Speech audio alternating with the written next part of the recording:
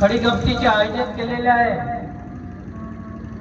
तर ही खडीगंमत ही कला पुरातन काळापासून आपल्या वैदिक काळापासून तर छत्रपती शिवाजी महाराज या कारकिर्दीपर्यंत चालत आली आणि ते कला जिवंत ठेवण्यासाठी आज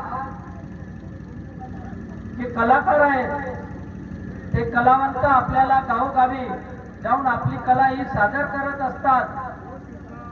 तरी त्यांच्या पण काही व्यथा असतात आणि त्या व्यथा समजून घेणं आपलं प्रेक्षकांचं काम असते, कारण की ही कला जिवंत ठेवण्याचं काम ते करत असतात।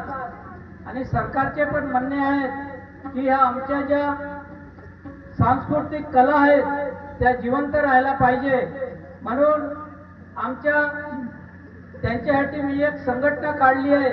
त्यांची संघटना नव्हती आणि या कलाकारांचे दुःख दूर व्हायला पाहिजे आणि त्यांच्या मागण्या ह्या मंजूर व्हायला पाहिजे, त्याकरिता आम्ही गावोगावी जाऊन या कलाकारांचे मनोबल वाढवत असतो। तरी तुमच्या गावाला जे आज कलाकार लाभले आहेत, शाहीर सुनील भाऊ, दिलीप व आमच्या जयाताई बोरकर, ह्या दोन्ही शाहीर खूप चांगले असे मोठे कलाकार आहेत आणि सर्व विदर्भात त्यांचं नाव गाजत आहे। तरी त्यांच्या कलेमधून तुमचे मनोरंजन आणि प्रबोधन होणार आहे आणि तुम्ही त्यांच्या कलेला मान देऊन त्यांची कलेचा मान कराल अशी मी अपेक्षा करतो।